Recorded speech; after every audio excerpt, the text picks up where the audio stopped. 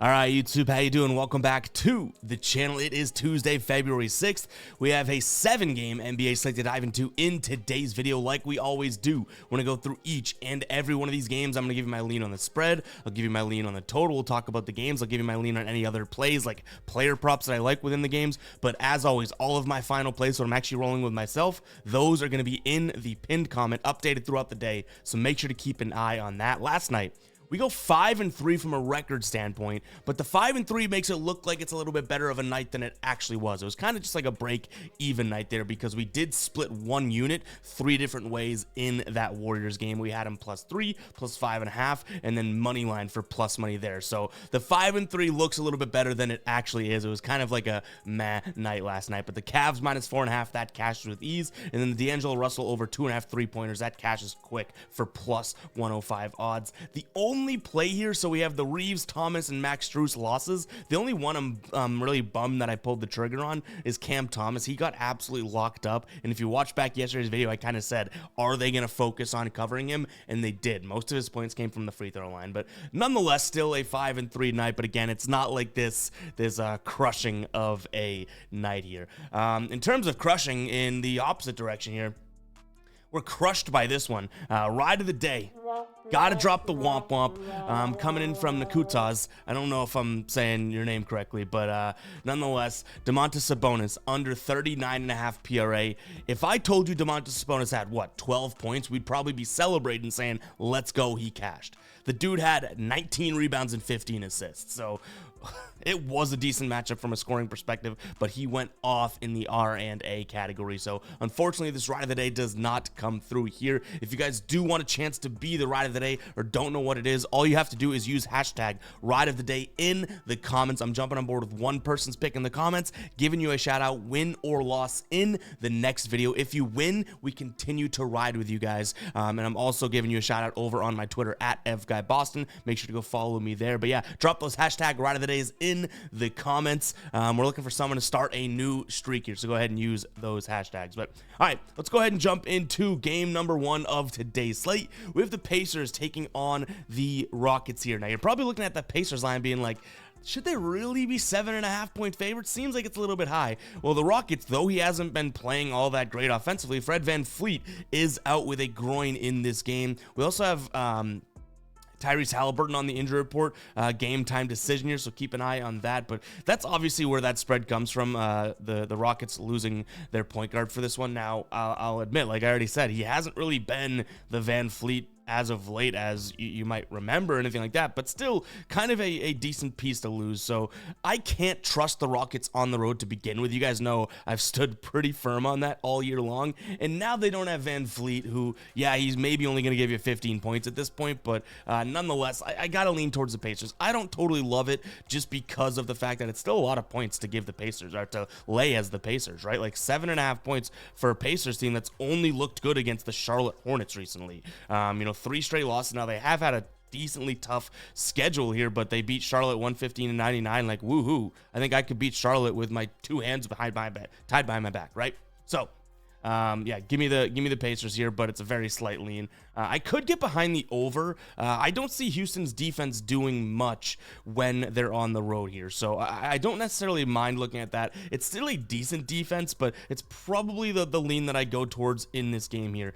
You think if Houston has a really good defense, but on the road this season, they're allowing the 8th most points to opposing players, and obviously you have a Pacers team that's going to play with plenty of pace. And guess what? Newsflash, Houston's actually playing with pace lately. Last 10 games, 7th ranked team. Yes, they're playing faster than the Pacers in the last 10 here, mainly because of probably, I guess, the competition and whatnot kind of driving up the pace. But yeah, give me the Pacers as well as the over in this spot. I definitely like the over more than I do the Pacers. Now, for player props, I tried to find something. Nothing jumps out at me. I don't mind looking at Alpi Sengun double here for -135 odds, but it's not something, that was before, I believe, Siakam was there as well. So now they have even more of sort of an inside presence with Turner and Siakam. But he's cashed a double-double in 5 straight games here. He did it last time he played them, which was, late December. So it's something I've considered, but probably won't pull the trigger on. You can tell by my voice, this isn't my favorite spot on today's slate.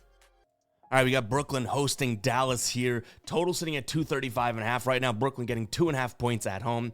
Brooklyn on a back-to-back here coming off of that loss against Golden State last night in which they closed as underdogs, but they were favored throughout the entire day, hence the lines that we got them at. We were on the right side of that one. Dallas coming off of a nice win over Philly, so both teams here on a back-to-back. In terms of what they do when they're on a back-to-back, it is a different story here. Dallas has covered 62.5% of their back-to-back spots this season. Brooklyn covering just 40% of their back-to-back spots. I'm going to roll with that. I think Dallas is the better team. It looks like Kyrie Irving and Luka should play. They're not on the injury report I'm looking at as of right now. Derek Lively is. So, yeah, keep an eye on the injury report because this is a back-to-back spot, and obviously you can always get guys sitting out. Kyrie played 35, and Luka played 35 last night in terms of minutes played. So there could be some chance that these guys sit out. It's the NBA.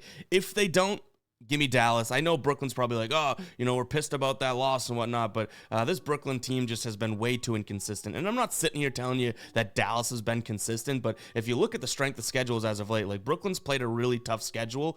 Dallas arguably, not in their last 10, because Brooklyn beats them there, but in their last 5 games has played a harder schedule. Sacramento, Orlando, in Orlando, so I mean, maybe that gives you a little something. Minnesota, Milwaukee, Philly. Though Philly isn't what Philly should be, but Brooklyn's played Houston, Utah, that same Philly team, Phoenix, and Golden State. Both teams have kind of been through the ringer, but outside of that 5-game window, you have Brooklyn playing Minnesota, New York, the Clippers, and the Lakers. So obviously, the first 3 teams that I mentioned there kind of weigh that last 10 sample size. I think Dallas had a harder schedule in their last 5. So both these teams, in all that being said, both these teams in a rocky situation. I'm trusting the team that has the 2 bigger superstars, Luka and Kyrie. Give you the Mavs here minus the points. That spread, though, kind of smells like a trap, to be honest, so we'll see if we pull the trigger on that. The total sitting at 235.5.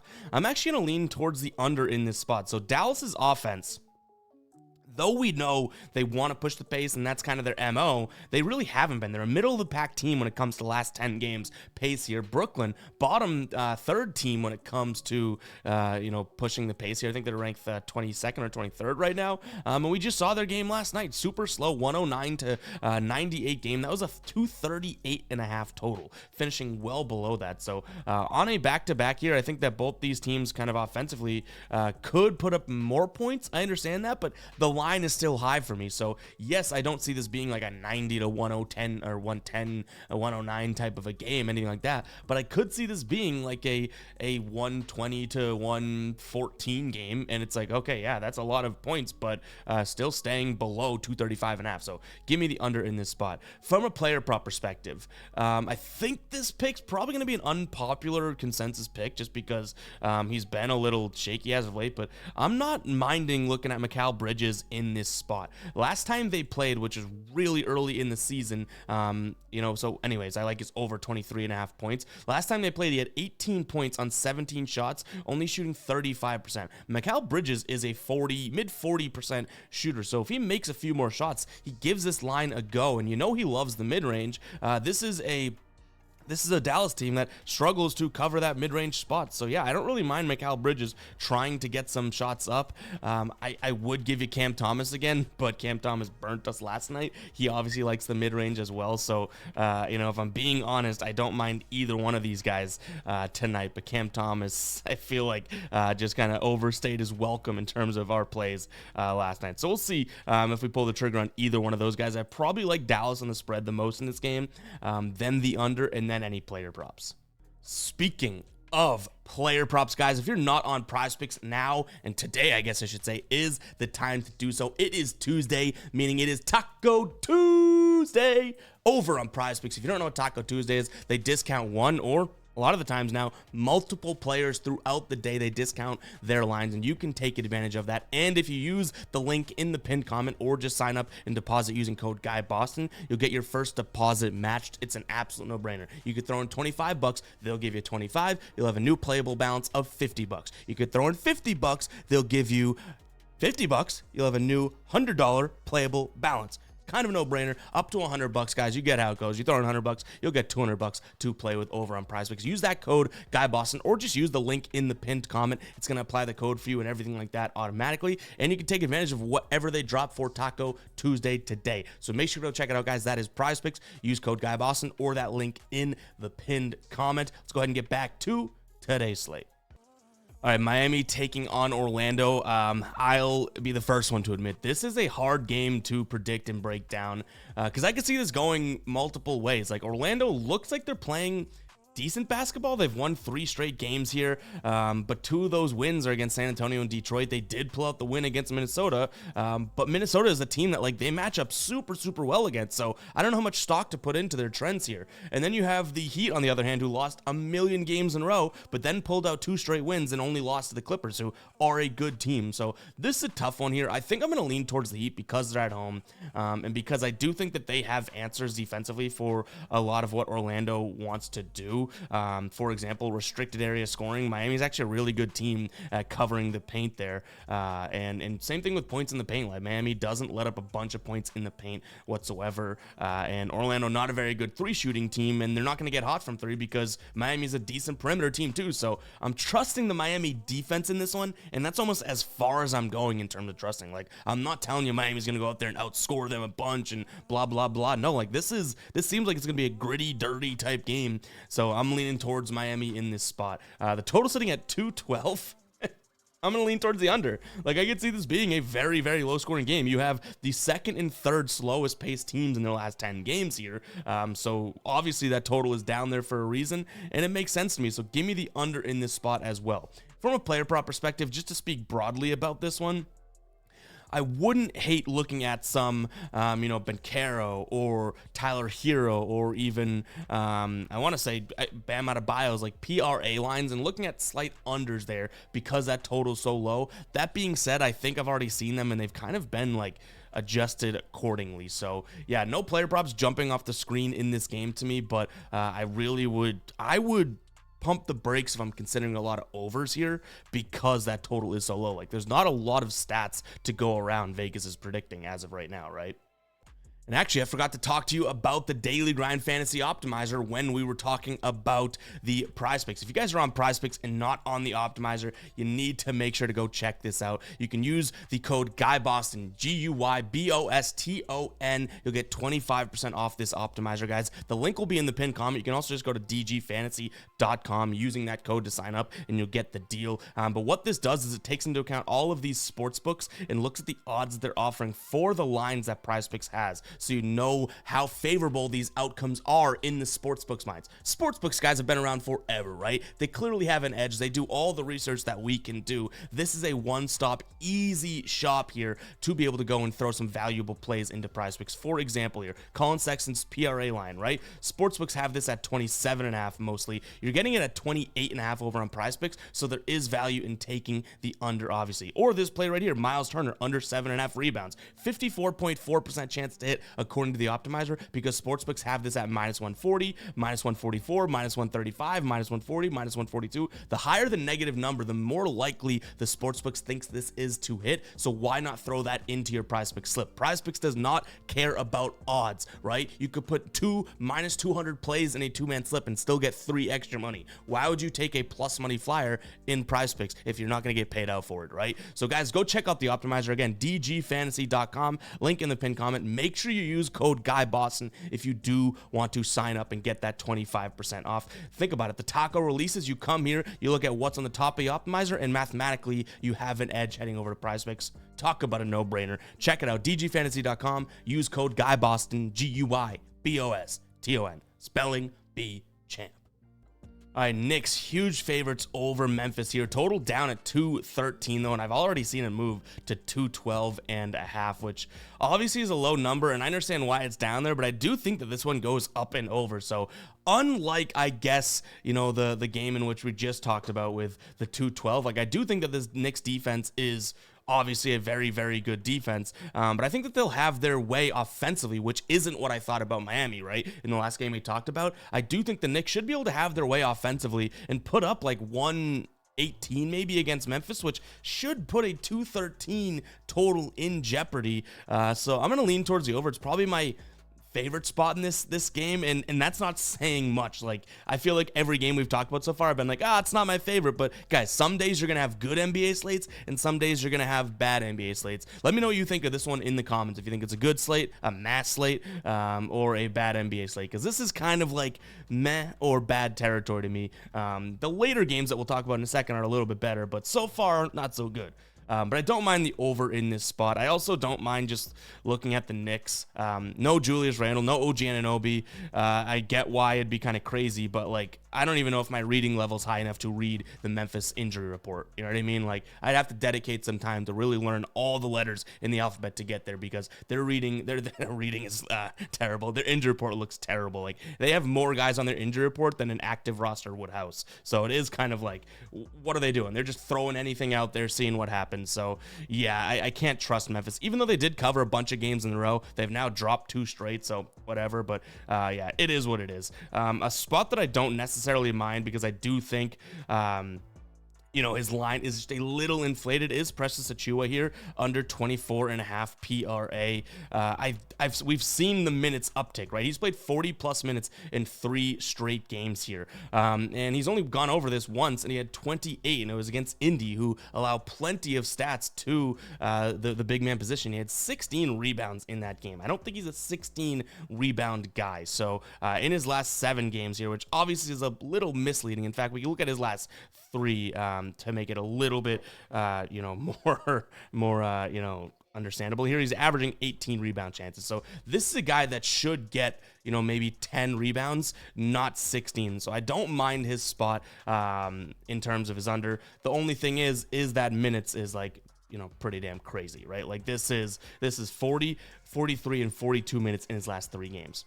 That's a lot of minutes, but still, he's not the most dynamic player. I don't mind taking a peek at his under in this spot. Again, that's under 24.5 points, rebounds, and assists. I don't mind looking at the his points plus rebounds. It does move to 23.5 because assists just adds one more stat to it. That's why I'm rolling with it, because he's not going to get that many assists. He has like 3 assists all year long, it seems. So yeah, I don't mind looking at the PRA line, but I don't mind his points, rebounds if you want to focus on what he actually does.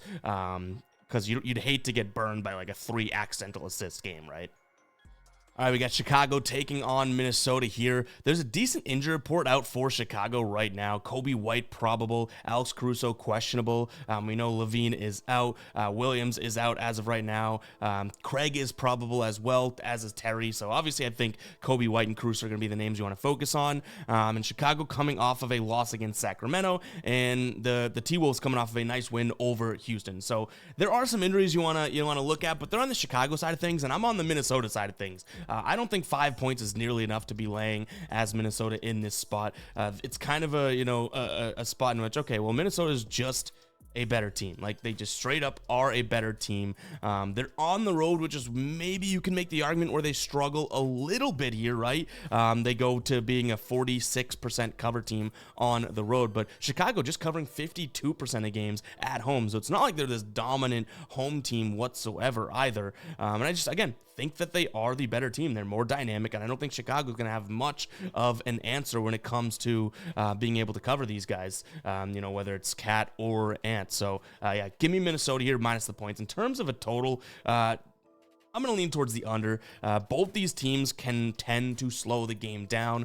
Minnesota, who I think is obviously going to win the game and win it, by more than 5 points, also is a way slower team, as weird as that is in the last 10 than Chicago. If you flash back 10 games, Chicago was one of the slowest, if not the slowest team in the league, right? Now they're sitting in the 18th spot, which is a little bit different, but Minnesota playing as the 5th slowest team in the league right now. If I think that they're going to kind of control the pace here, and Chicago, it's like they're in 8 sort of like ability or what they're actually going to do, like what they want to do is play slow. I see this being a slow scoring game. So give me the under in that spot as well. Player prop, I'm going to look at a trend that's been hitting. You're going to pay a little bit of juice for it. But DeMar DeRozan over 3.5 rebounds. He's hit this in 15 of his last 20. He's hit it in 8 of his last 10. Last game, he had 7 rebounds. And last time he played Minnesota, which was back in March last year, so I get it, last season, he had 14 rebounds against them. So I don't mind this spot. It's a very doable number for a guy like him. Yeah. That's probably the only player that jumps off the page to me here. I don't mind looking at Anthony Edwards. I think that this could be a spot in which, it's a favorable matchup for him. But that being said, I just have not seen any lines that truly sort of jump off the page to me. For example, his points line is 26.5. If this was maybe like 23.5, which when would we get that, right? No kidding. I'd like it. But this is just a guy that, when he played a full minute allotment, which was last year again, he went for 37 against his team. I could see him having a big game again, but 26.5 just seems like it's a little bit too high of a number for me. Even if he gets, Caruso trying to cover him, I still like Ant-Man in this spot. But again, that line just seems a little bit too high. Utah hosting OKC in this spot in what should be a good game right now. Utah getting 3 points at home. Total sitting at 241.5. Injuries for OKC, there are a few to note here. A lot of questionable guys. Wallace, Mann, Williams, Joe, Bertans, Yang, Micic, and Waters all questionable there. Do any of them truly matter? Not necessarily, I guess you could say. In terms of the Utah side of things, nothing major. I mean, Williams probably is actually one to note on OKC, but he's been out. Utah, actually no injuries here. This team is healthy, has been for a little while, which is good for them. So we'll wait out the injury report a tad, but Shea's playing, Chet's playing, Dort's playing. Like, I do think that this is a spot in which I like the Thunder. I want to watch this line and see what it does. This opened up at 3. Now, hours later is still 3. If there's no movement, it's like we're really staying firm on this 3 line, right? Which that's the books aren't tipping their hand yet, if that makes sense. I want to see a little bit of movement here before we know which way they're thinking. But nonetheless, I'm going to lean towards OKC. If this was like a 5.5 or maybe a 6-point spread, I might be off of it. And it may be a chalky play to look at OKC. Maybe that's why it has not moved yet, because the books are like, yeah, we'll sell those OKC -3 tickets all day long. Fine, call me a square, but give me OKC. They're the better team. I do think that, Utah likes to score in the restricted area and in the paint. OKC's been very good over the last 10 defending that. So I don't think Utah's going to have the easiest time scoring. And when OKC can even hinder you at all offensively, they're going to be able to go out there and score a bunch of points, right? So give me them -3 points. Total sitting at 241. Like I said, I got to lean towards the over, right? Like, you look at these two teams, the way they play, the pace they played back in, mid-January, too. 134 to 129 game. They played in early December, 134 to 120. Like, you got to expect that they continue to up the tempo here. By the way, OKC won both of those games and covered in both of them. But, yeah. Give me the over. You gotta expect some tempo in this game, and honestly, like, I would feel silly if I'm on the under in this spot just because of what we've seen from these two teams individually, and then the 2 times that they've played together here. From a player prop perspective, I hate to say it again, but nothing jumped off the page to me. Maybe as we continue to dig into the NBA slate throughout the day, maybe something will, because I think this is going to be a good game. But yeah, man, I mean, nothing really is like, boom, you got to check this out. Simone Fontecchio, a trend that has been hitting is his rebounds line. He's hit it in 9 of his last 10, but even still, it's a 3.5 line, right? For -125 odds. He's hit 4 rebounds in 5 of those 9 that he's hit. So he's been like right there to not cashing too. So maybe that's something I would consider just because, again, of his frequency. But 75% of his last 20, 9 of his last 10. Like, it looks good, but he's landing on 4 so often that it's like a little bit scary there. So no major player props in this spot, and I apologize because I feel like this has been a light player prop video. Phoenix taking on Milwaukee to close out the video. I do think that this is probably, if not the Utah and OKC one, this is probably the best game of today's slate here. So we're ending it with 2 good games at least. And I'm going to lean towards Phoenix in this spot. No major injuries to note there. There are a couple injuries that you should definitely note on the Milwaukee side of things. Lillard, Giannis, and Brook Lopez all questionable here. I think I saw another site saying Giannis was probable, so he probably gets the go. Him and Brook Lopez have lines out as of right now. I think I saw some Lillard lines out, but I'm actually not positive on that. I believe I saw Lillard lines, so I do think that these guys are going to play, and it should be a game in which they play because this is one of those like star-studded type games that we as fans get to watch, right? So yeah, but I'm going to lean towards Phoenix. I think that they're playing better basketball basketball. And I don't think they are playing better basketball. The strength of schedule hasn't necessarily been there for them, but this isn't the hardest of schedules in the last 10 that Milwaukee has had to play either. So yeah, though Milwaukee has looked better at times, like still, if you look at it, you kind of scope back, like they've only covered in 3 games of their last 10. They just got overtaken, I believe, by the Cavs last night in the 2 spot of the East. So yeah, I just don't think that they're trending in the right direction. Now, don't get me wrong, we're still in the early, first half of the NBA season. Second half, like, would it be surprising if Milwaukee's in the Eastern Conference Finals again? Like, no kidding. But right now, like, this Phoenix team's playing better basketball. They are. And I think that, they're only going to get better. Much like I just said, it wouldn't be surprising if Milwaukee makes a run, in the second half of the year. Like, Phoenix has the talent to be a really good team. So give me them in this spot. When it comes to the total, I'm going to lean towards the over just because of the pace that both these teams have been playing with. You have Milwaukee, who's the 3rd fastest team in the last 10 games. Phoenix just outside the top 10. They're sitting at 11 right now. And there's no reason why we should look at this and say either team shouldn't be able to score on one another. You have Phoenix, who has actually been super efficient in their last 10 offensively, whether it's from the corner threes, mid-range, in the paint, or the restricted area. Like, they have been crushing it. Milwaukee really, other than, like, to get really specific, other than the left corner 3, have not been that, like, proficient in stopping any of those spots, which I pretty much named the whole court there, other than above the break 3, you know what I mean? So I do think that Phoenix should have an easy time or decent time scoring, and the Bucks kind of in the same boat. Phoenix has been playing better defense than the Bucks, but I still think the Bucks should have be able to score. You guys know, like I like to say, because I can never say any sort of age-old saying correctly, but it's like hot knife going through hot butter, which just doesn't make sense because hot butter would be melted. But I do think both these teams are going to be able to score at will. The problem is that it is a super high line at 243.5. Like, everyone gets a little scared taking an over there, right? But nonetheless, I don't mind it. I wouldn't mind, like, potentially playing both of their team totals separately either, because I think at least one of these teams, at least you have a little bit of mitigated risk there, right? One of these teams has a good scoring night tonight. From my player prop perspective, I know I just talked about how, I think there's going to be a lot of scoring and all that. You're probably like, all right, what's the player prop? It's not the sexiest one. Giannis Antetokounmpo. Nice pronunciation, huh? Over 0.5 blocks. He's hit it in 71% of games this season. Last time he played the Suns, he did have a block. He's hit it in 75% of games in his last 20, and he hit it in 4 straight games here. That's my play there. I think that there's going to be a lot of shots in this game, a lot of opportunity for Giannis to block a shot as well. So out of all that, like, ranting about how there's going to be scoring in this game and yada, yada, yada, I don't really love any individual player props when it comes to scoring, just because I do think that these lines are somewhat inflated.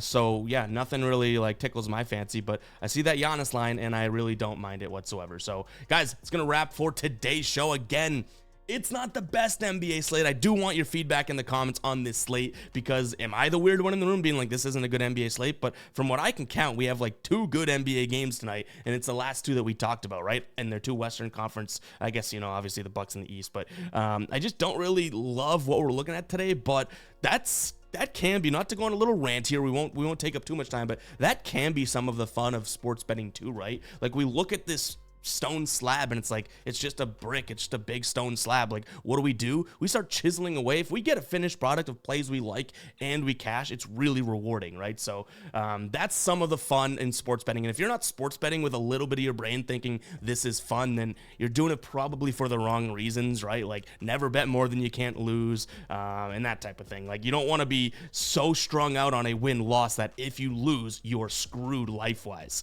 So if you're not looking at this saying, okay, this could be fun to try and find some edge plays in this bad NBA slate, then you're probably a little bit too stressed. Maybe you're betting too much money, that type of thing. But not to get on a rant and get off my soapbox here. We'll close down the show for today. Hope you guys did enjoy. Hit that like button, hit that subscribe button, and we'll catch you guys in the next one, all right? Peace out.